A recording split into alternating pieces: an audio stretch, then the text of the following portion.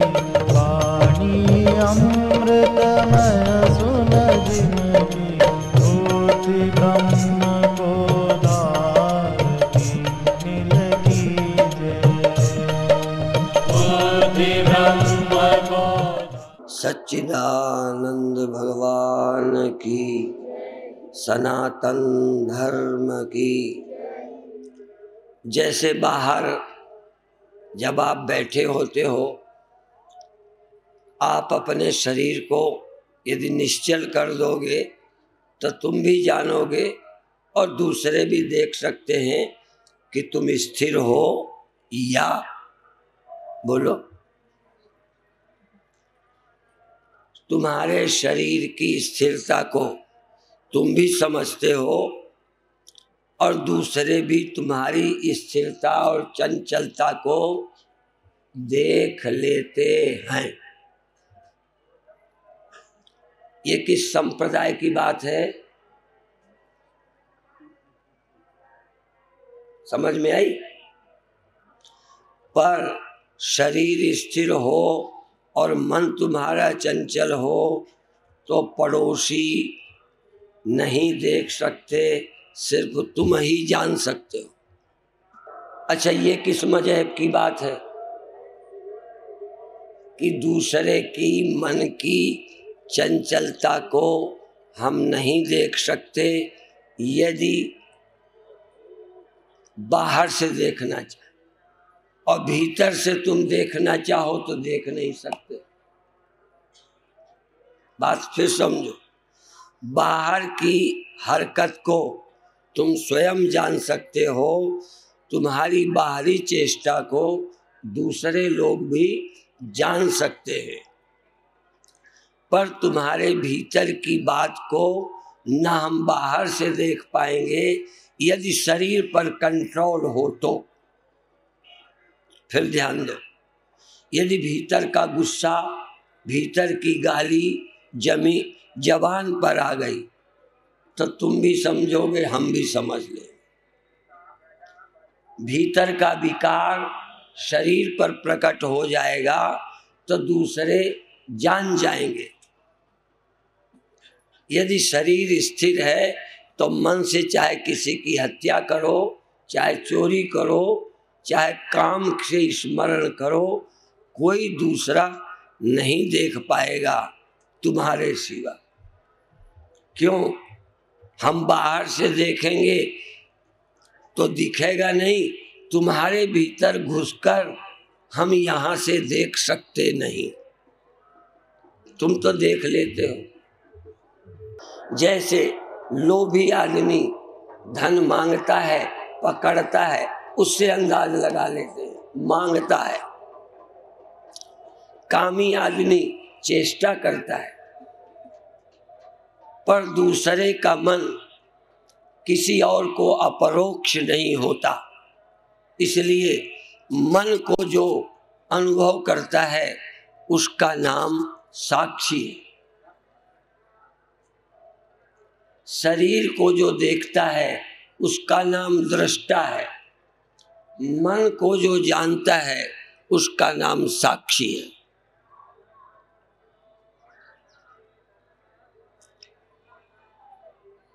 और मन अपरोक्ष होता है, साक्षी से अज्ञात कभी मन नहीं होता। साक्षी डायरेक्ट बिना किसी और के मन को जानता है, स्वप्नों को जानता है, इसीलिए उसका नाम साक्षी है।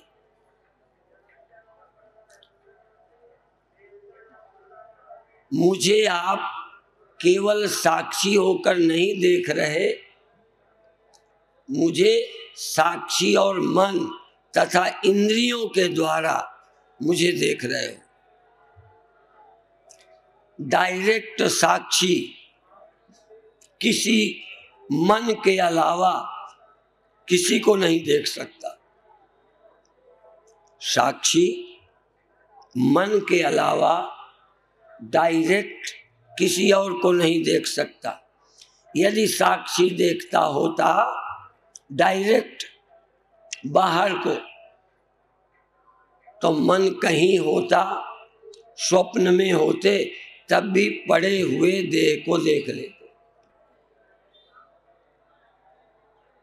स्वप्न में आप अपने खाट में पड़े हुए देह के दृष्टा होते हो? बोलो, क्यों नहीं होते हो? तुम मर तो नहीं गए? क्योंकि मन यहां नहीं है और साक्षी मन में ही होता है, साक्षी तन में नहीं होता, साक्षी मन में होता। इसलिए को देवः यो मनः साक्षी। शंकराचार्य ने बुद्धि साक्षिणम, बुद्धि का साक्षी कहा है, शरीर का कोई साक्षी नहीं होता। हाँ, साक्षी मन का होता है, और मन यदि तन में होता है तो तन का पता चलता है। मन यदि तन में ना हो तो तन का पता, और तन जहां होता है, इंद्रियां तन सहित जहां होती हैं वहां का पता चलता है। इस समय आप इस अखंड परम धाम कैंप में यहां हो, क्यों? इस समय जागे हो तो साक्षी मन में है, मन इस समय तन में है, और तन इस समय पंडाल में है।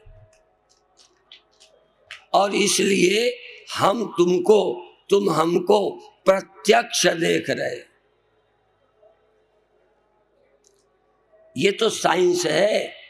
दुनिया की और बातें साइकोलॉजिकल हो सकती हैं, अंधविश्वास हो सकती है, पर वेदांत बिल्कुल वैज्ञानिक है। उससे आप कोई तर्क से जीत नहीं सकते,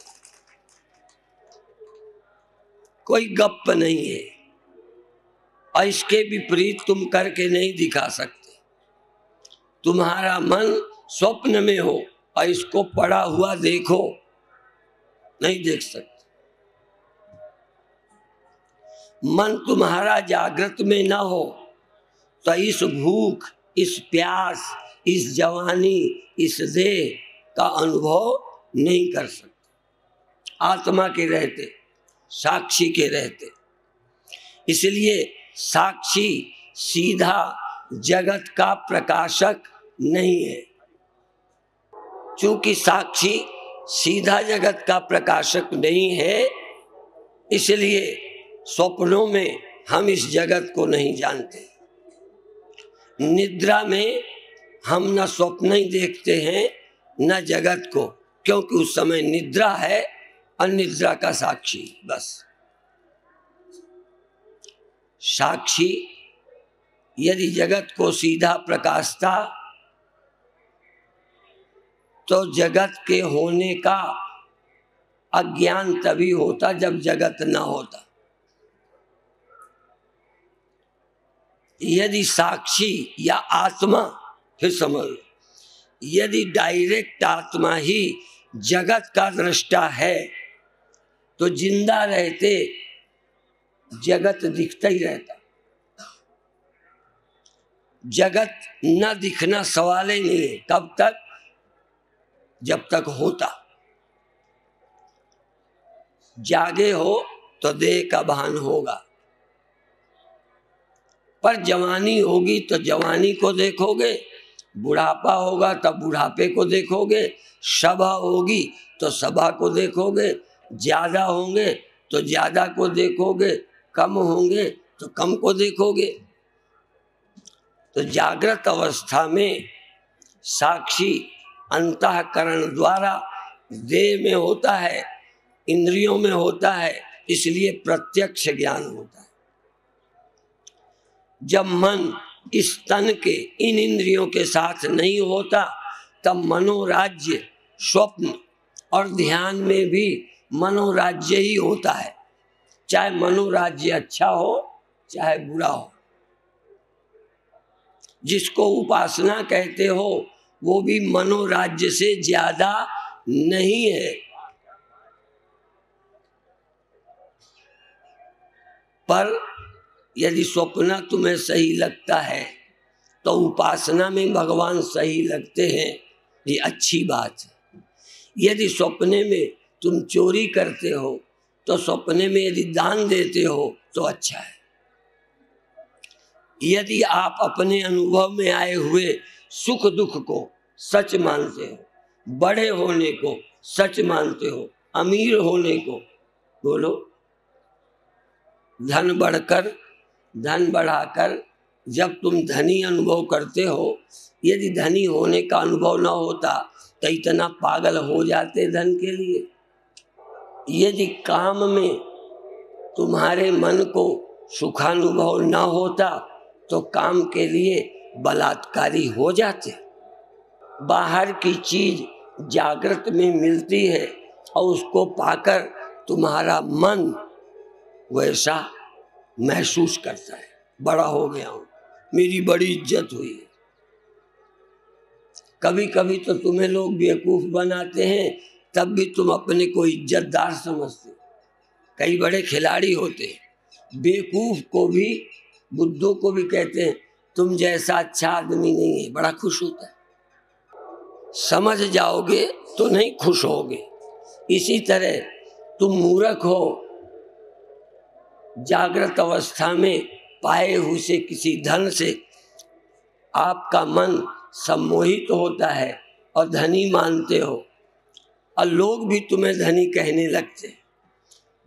स्वपन वाले एक हो जाते।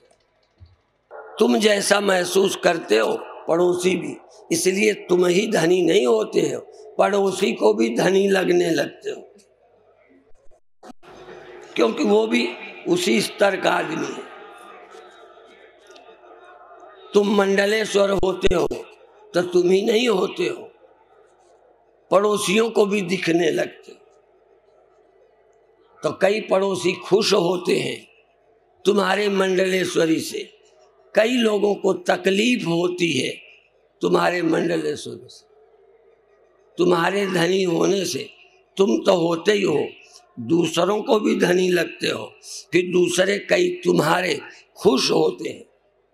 तुम्हारे धनी होने से कोई खुश होता है कि नहीं, बोलो? अच्छा, तुम्हारे धनी होने से किसी को तकलीफ नहीं होती? लो, तुम कहोगे हम किसी को तकलीफ देते ही नहीं, तुम ना दो, तुम्हारा धनी होना ही किसी की तकलीफ है, करोगे क्या?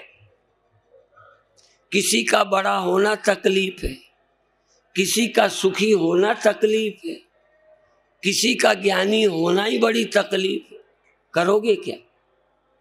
किसी की इज्जत हो जाए तो आपको तकलीफ तो नहीं होती। आधे से ज्यादा कहूं ना, बाबाओं को जितना किसी बाबा के बड़े होने से तकलीफ होती है उतना शायद गृहस्थी को न होती। गृहस्थी को क्षमता है। गृहस्थी कहते हैं अरे भाई कोई भी महात्मा है, हम तो सबके दर्शन कर, हमारे भगत हमारे भी करेंगे, पड़ोसी के भी करेंगे, तुम्हें ज्यादा क्षमता है। पर कभी कभी जब तुम हमारे होकर पड़ोसी के दर्शन करते हो तो हमें तकलीफ होती है। आप अभी मन के रोगों को नहीं जानते। कुछ रोग रामायण ने बताए हैं, कछुक रोग मानस हम गाए, पर हैं सबके लख बिरले ही पाए। बाहर के रोगों का बड़ा इलाज हो रहा है, बल्कि बाहर की दवाई भीतर के रोग को बढ़ा रही है। छोटे होने वाले बड़े होने के लिए धन कमाया, पड़ोसियों को तकलीफ बढ़ गई, तुम्हारा खुद रोग बढ़ गया। ज्यादा धनी होने के बाद और धनी होने की, मरीज इश्क पर खुदा ने रहम की, मर्ज बढ़ता ही गया, ज्यों ज्यों दवा की, इलाज करते रहे, रोग बढ़ता ही रहा। बहुत कम लोग हैं जो इलाज करना जानते हैं, जो ईमानदारी से दवा खाते हैं। ये ज्यादा जब क्रोध आता है, ईर्ष्या होती है, ये तुम्हारे रोगी होने की पहचान है। और ये बहुत बड़ा वैभव का प्रदर्शन, चाहे फिर हमारे यहाँ हो, न मेरे कारण सही, मेरे चेले के कारण सही, ये रोगी मन की पहचान है।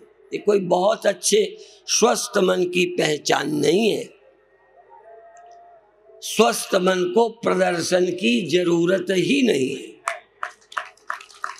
ये सब रोगियों के पंडाल है। या तो गुरु रोगी है जो इंटरेस्टेड है, यदि गुरु नहीं है तो चेले तो निश्चित रोगी है।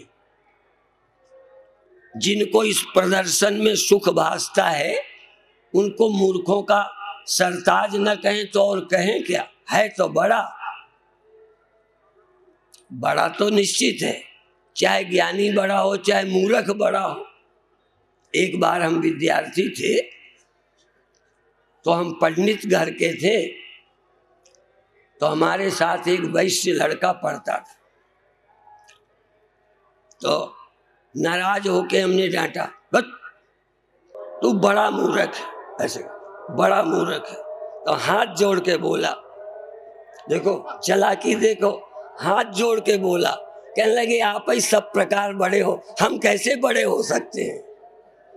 माने घुमा कर कहता है तुम भी हमसे बड़े ही मूर्ख हो।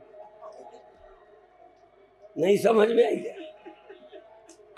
हमने कहा तू बड़ा मूर्ख है, उसने फिर कहा नहीं, हम कैसे बड़े हो सकते, आप ही बड़े हो।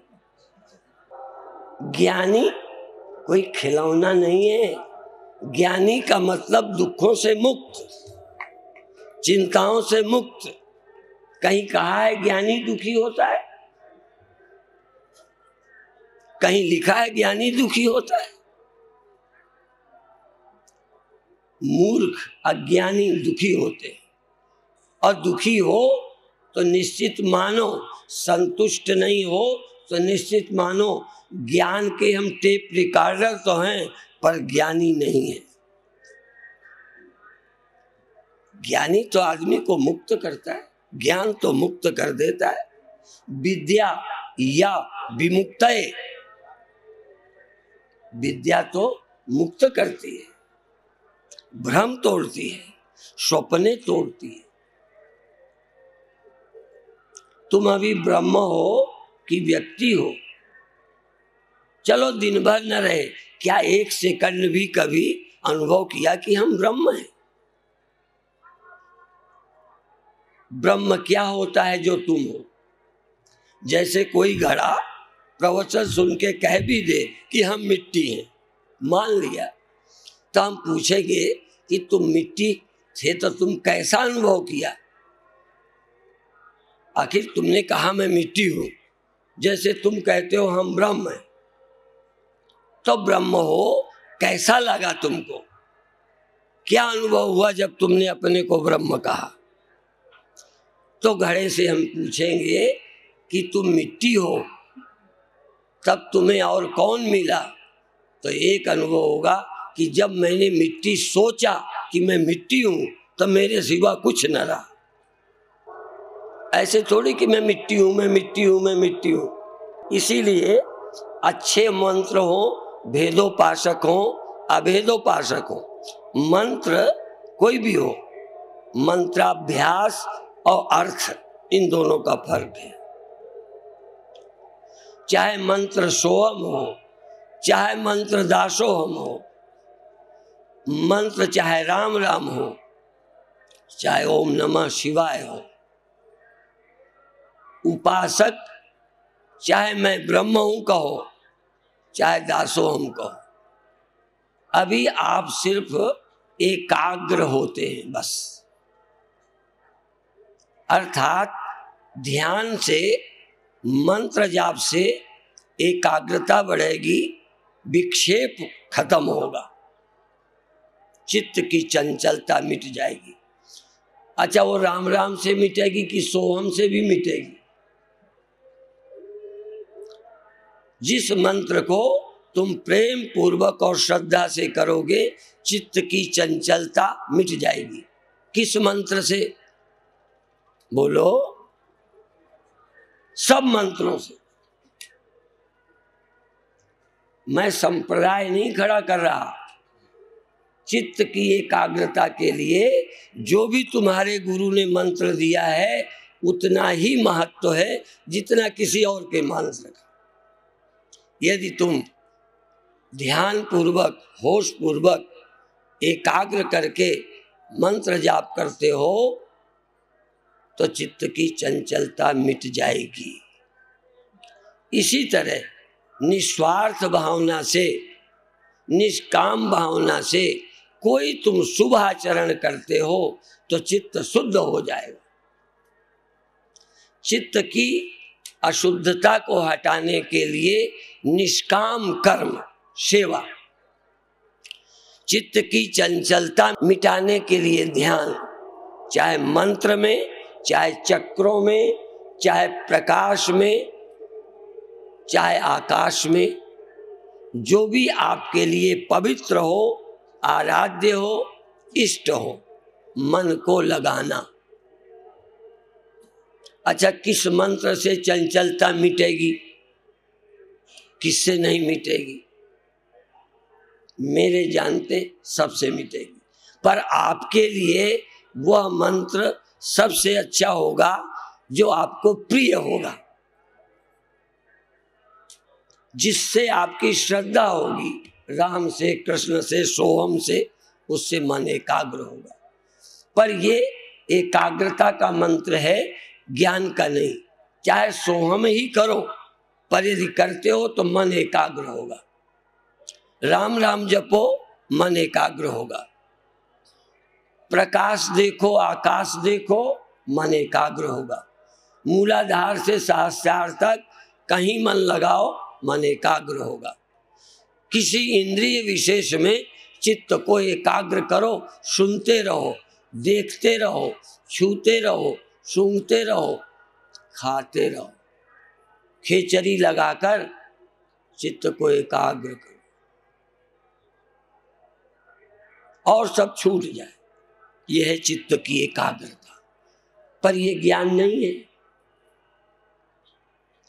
यह ज्ञान नहीं है। मल विक्षेप दो जब मिट जाएंगे तो फिर ज्ञान होगा। चित्त की मलिनता, इसमें सुख है, उसमें सुख है, उसमें सुख है, ये मन भागा भागा फिरता। इस कर्म से मैं ब्रह्म हो जाऊंगा, इस कर्म से मैं ब्रह्म हो जाऊंगा। कर्म से आदमी बनोगे, कर्म से देवता बनोगे, कर्म से नेता बनोगे। कर्म का फल है, कर्म का भी फल है, व्यर्थ नहीं है।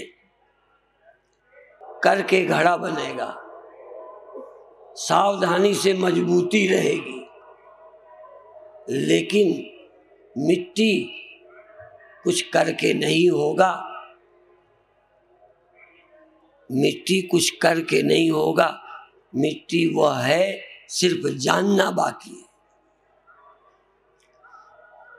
किसी कर्म का फल है ये जो यहाँ हो, किसी कर्म का फल है कोई कहीं है, कोई कुछ है। और अभी अभी कर्म करो, चोर बन जाओ, कामी बन जाओ, लोभी बन जाओ, महान पद में बैठ जाओ, ये मेहनत से, प्रारब्ध से, वो भी कर्म फल है। चित्त का विक्षेप हटा लो, ये आपकी उपासना का, ध्यान का फल है। जो लोग केवल ध्यान और एकाग्रता करते हैं उनकी एक शिकायत रहेगी सदा, कि सदा नहीं रह पाते, क्योंकि सदा ध्यान का फल नहीं है। कर्म का फल स्वर्ग है, वो भी अनित्य है, ध्यान का फल भी अनित्य है। इसलिए आर्य समाज ये मानता है मुक्ति 36 कल्प तक रहती है। जैसे एकाग्रता का फल है दुख का निवारण, लेकिन एकाग्रता सदा, बोलो, आपकी तो रहेगी।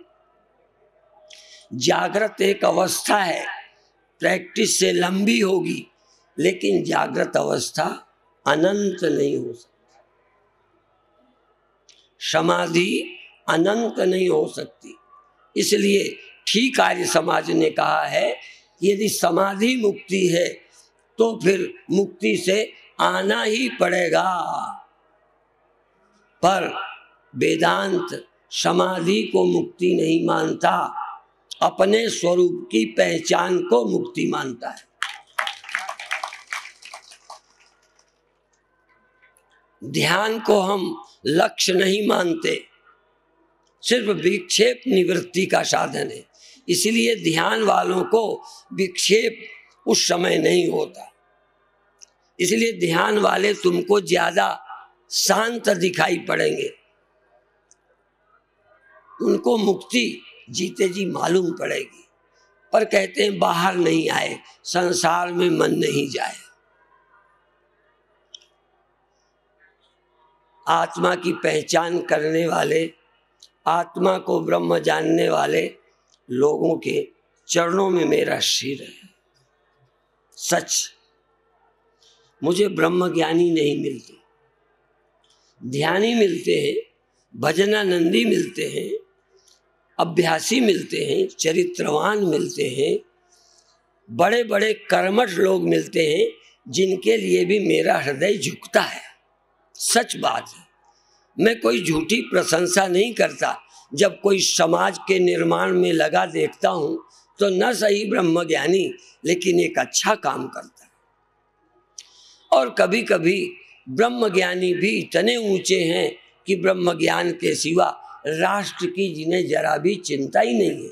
वो बहुत अच्छे हैं, अपने लिए बहुत ऊंची अवस्था प्राप्त है, पर इस भटके राष्ट्र को दिशा कौन देगा, नियंत्रण कौन करेगा, मार्ग कौन दिखाएगा, कौन मेहनत करेगा राष्ट्र निर्माण के लिए। तो भाई दोनों तरफ, एक ब्रह्मज्ञान के विरोधी राष्ट्र निर्माण में लगे और एक ब्रह्मज्ञान के पक्षधर राष्ट्र की उपेक्षा कर रहे हैं। क्या दोनों संभव नहीं है कि तुम ब्रह्मज्ञान को उपलब्ध करके भी राष्ट्र निर्माण करने वाले लोगों को बल प्रदान करो? इसीलिए जो भी अच्छे काम में लगे हैं उनकी मैं कभी निंदा नहीं कर सकता, चाहे वो राजनीति में रहकर, चाहे किसी मंदिर में रहकर, चाहे किसी गुरुद्वारे में रहकर, चाहे किसी जाति में जन्म कर, किसी पार्टी में रहकर, जो राष्ट्र हित समाज हित का ख्याल करते हैं और उसमें लगे हुए हैं, वह वंदनीय है।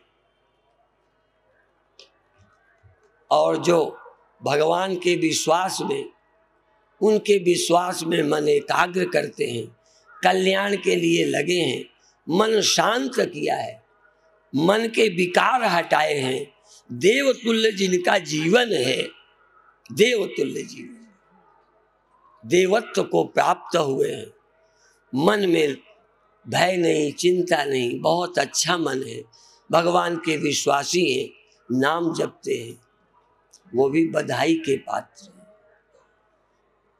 पर ब्रह्मज्ञानी की महिमा में क्या कहूं? ब्रह्मज्ञानी की महिमा कहते नहीं बनती। ब्रह्मज्ञानी को तो परमेश्वर ढूंढते। ब्रह्मज्ञानी आप परमेश्वर, ब्रह्मज्ञानी को ढूंढे महेश्वर। ब्रह्मज्ञानी तो भगवान को भी नहीं मिलते, ढोंगी मिलते हैं, ब्रह्मज्ञानी नहीं मिलते। वासुदेव सर्वमिति स महात्मा सुदुर्लभ, ये श्लोक बोलने वाले दुर्लभ नहीं है, प्रवचन देने वाले दुर्लभ नहीं है, पर वासुदेव सर्वमिति, ये सब मिट्टी के सारे बर्तन मृण्मयम, सब मिट्टी हैं। ऐसा ऐसे ही सारा जगत ब्रह्ममय है।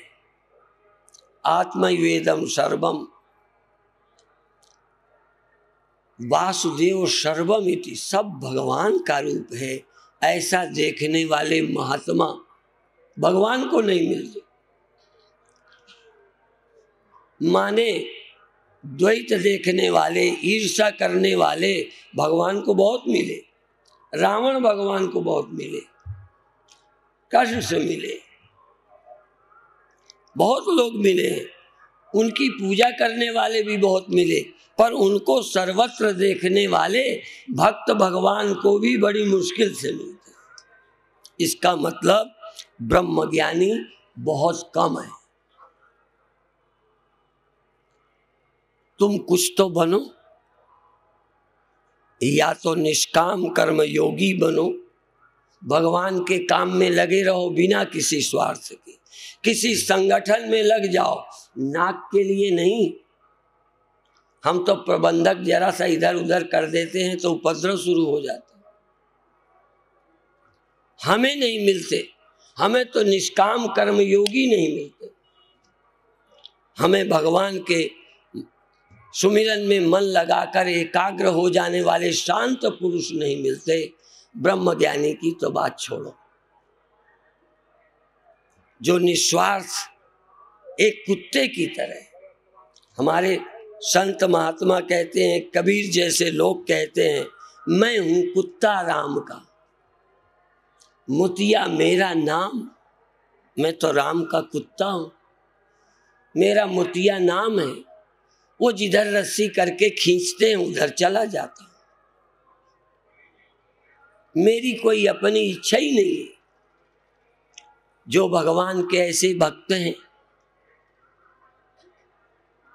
बहुत अच्छे हैं, लगे हैं कामों में, आश्रमों में, देश में, संगठनों में, संघ में, गायत्री परिवार में या और कहीं लगे हैं, लोग काम में लगे हैं, लगे।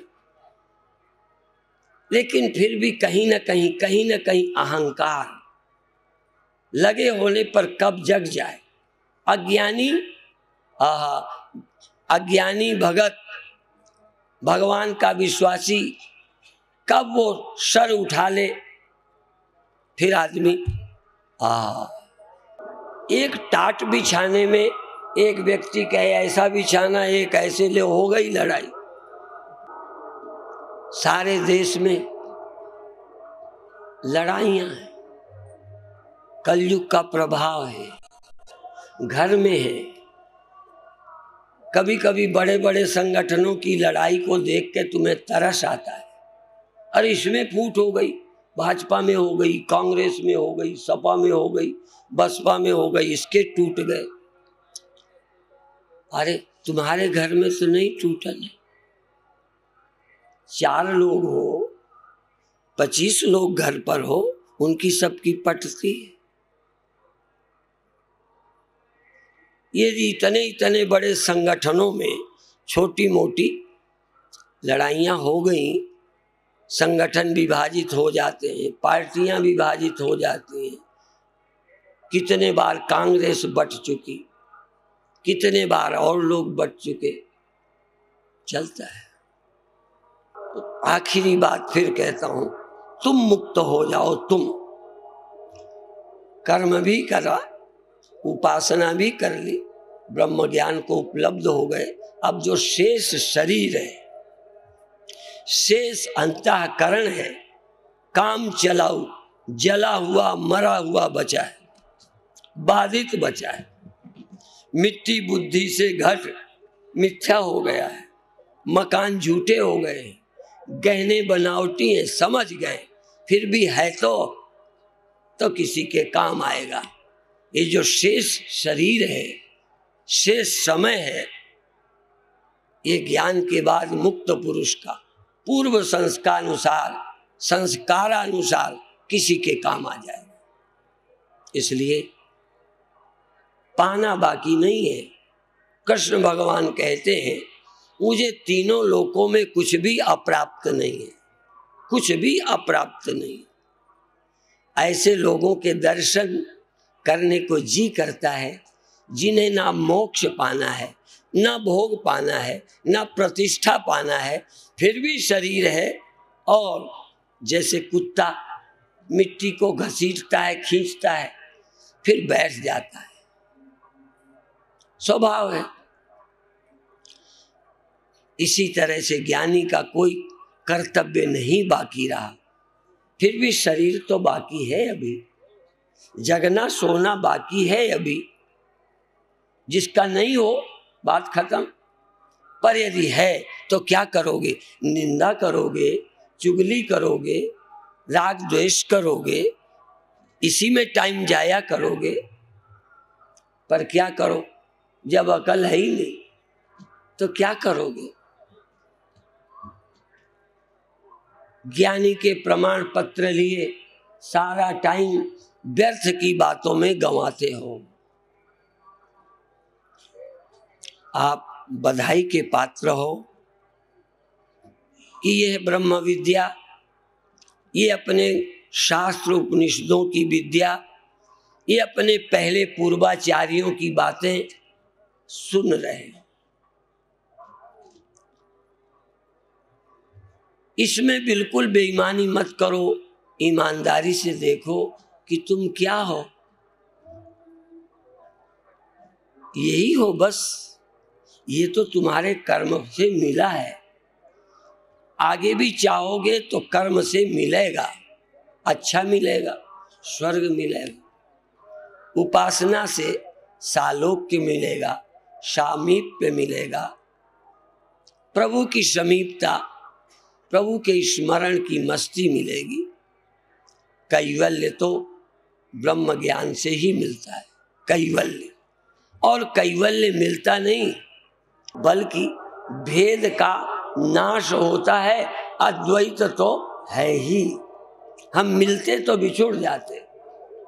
देखो, घड़ा मिट्टी से मिले तो बिछुड़ जाए, मिट्टी से मिला नहीं, सिर्फ घट बुद्धि का त्याग हुआ है, अर्थात निवृत्त की निवृत्ति हुई है, और प्राप्त की प्राप्ति हुई है। अप्राप्त की प्राप्ति नहीं होती, कर्म से अप्राप्त की प्राप्ति होती है।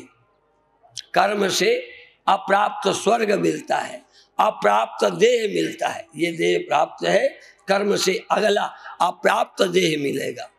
कर्म से अप्राप्त धन मिलता है, उपासना से दूर वाला समीप लगने लगता है। मुझे प्रभु नजदीक लगते हैं। राम कृष्ण गुरु अभी समीप, घर में उपासना ध्यान से मैं आपके पास हो सकता हूं, वो ध्यान से होगा। तो घड़ा किसी अच्छे घड़े के पास कर्म से होगा, अच्छा घड़ा मेहनत से बनेगा। लेकिन घड़े को यदि मिट्टी होना हो तो इस समय क्या करना है? करना नहीं, जो करके मान बैठा है, जो बन के मान बैठा है, उस अभिमान का त्याग। मिट्टी तो वो बोलो हो जाए। इसीलिए कर्म का फल अलग है, उपासना का फल अलग है। ज्ञान का फल फल की प्राप्ति नहीं है, बल्कि ज्ञान का फल नित्य प्राप्ति की प्राप्ति है। इसलिए ज्ञान से जो मिलता है वो फिर बिछुड़ता, कर्म से मिला स्वर्ग बिछुड़ेगा, कर्म से मिला देह बिछुड़ेगा, प्रैक्टिस से मिली समाधि, प्रैक्टिस से मिली समाधि चली जाएगी। पर जो स्वतः सिद्ध वस्तु है वो कब चली जाएगी?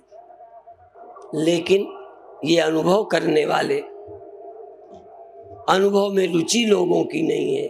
कर्म पर विश्वास है, उपासना पर विश्वास है, ज्ञान का विश्वास ही नहीं कि ज्ञान से भी कुछ मिलेगा। लोग कहते हैं हमें क्या ज्ञान से धन मिल जाएगा? नहीं मिलेगा। केवल ज्ञान से, केवल ज्ञान से अगला जन्म अच्छा हो जाएगा? नहीं, प्रैक्टिस। क्या आपके सपने अच्छे हो जाएंगे?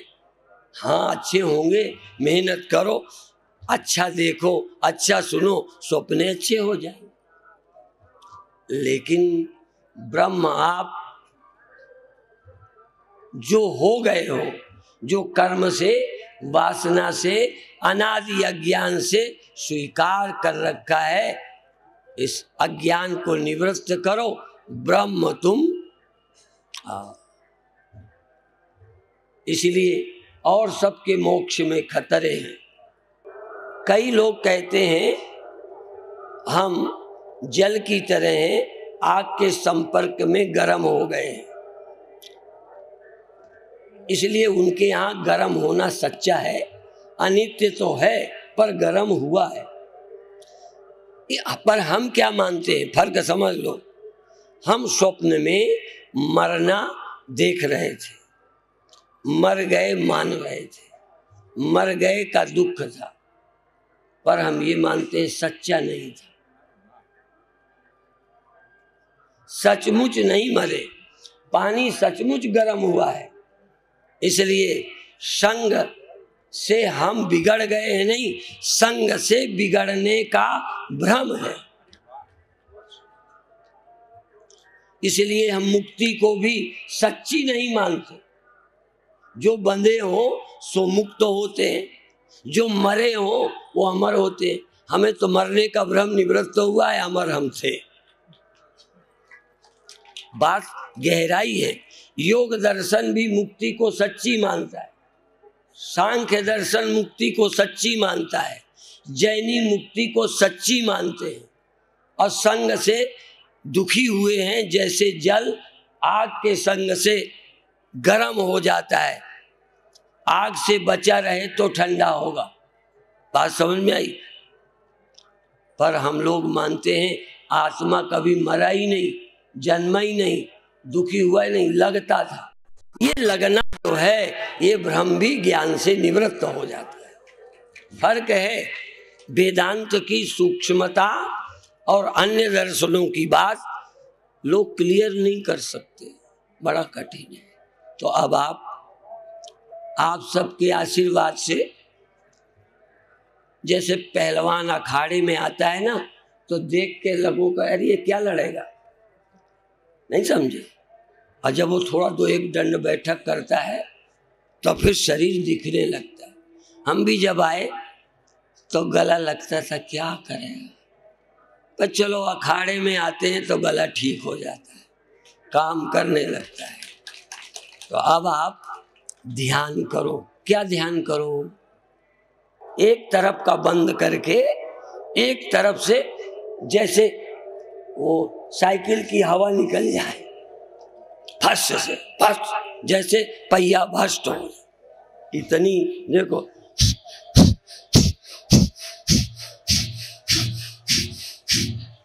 इसीलिए नेति धोती पहले करके आते हैं लोग योगी।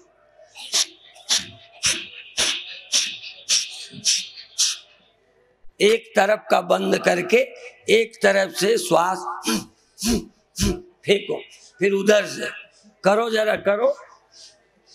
एक तरफ का बंद करके जोर से फेंको, जोर से, फिर दूसरे तरफ का बंद करो, जोर से फेंको। अरे मरे मरे बूढ़े बूढ़े हो, इतनी जवानी दिखाओ जितना शादी में दिखाई थी। कोई कसर कोर न रह जाए, करो जोर से, फिर बदल, फिर दूसरा, एक ही तरफ से लगातार नहीं करना। हाँ, रावण चलता था तो धरती हिलती थी, तुम भस्त्रिका करो तो कुंभ मेला हिल जाए। जोर से, जोर से। बहुत अच्छे, बहुत अच्छे। हाँ, अब जरा लंबी खींचो, रुक जाओ, रुकने के बाद लंबी खींचो ताकत से, और लंबी देर तक निकालो, खूब लंबी खींचो, जरा रुको, फिर निकालो, ताकत लगाओ, जोर से खींचो कि अजगर कहते हैं आदमी को निगल जाता है श्वास से। जब अजगर सांप श्वास लेता है तो कहते हैं मुंह से आदमी को निगल जाता, इतना श्वास। जल्दी खींचो,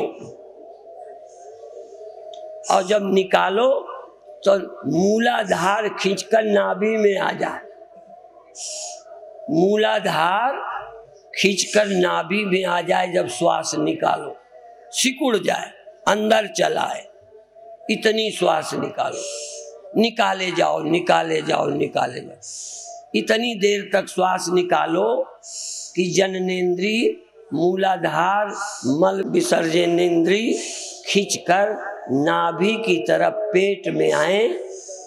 निकालते समय निकालते जाओ निकालते जाओ, फिर लेते जाओ, फिर लो, फिर निकालो, निकालो ज्यादा लो कम, निकालो सारी, बची बचाई भी।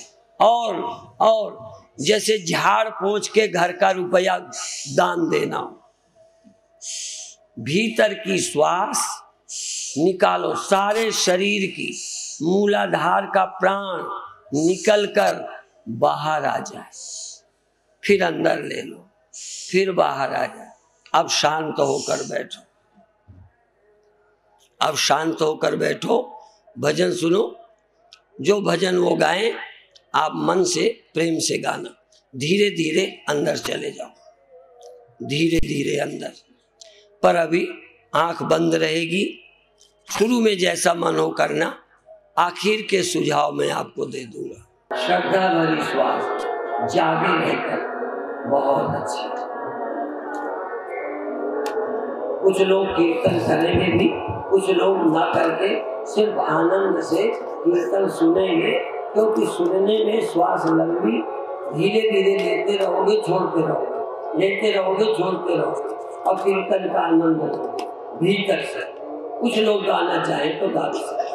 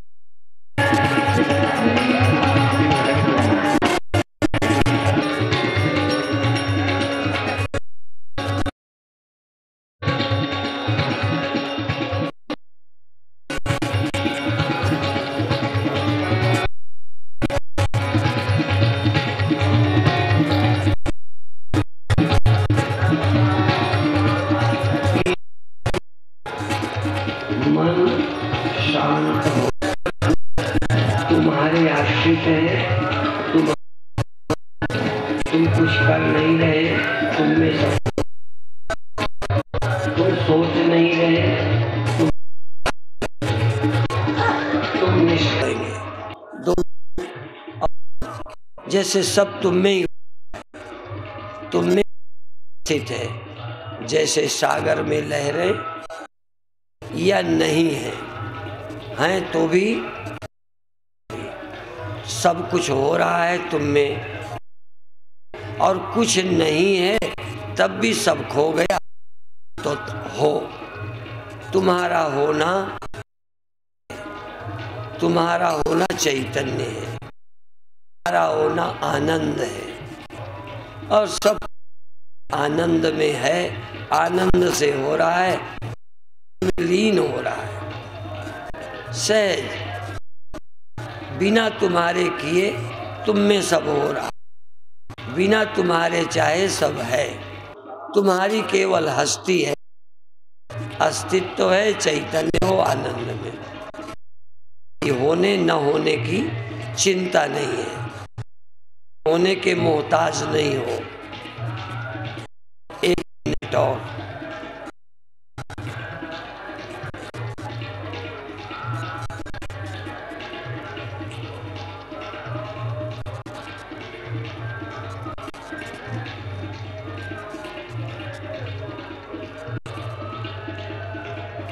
अब धीरे धीरे सहज भाव में छोड़ेंगे।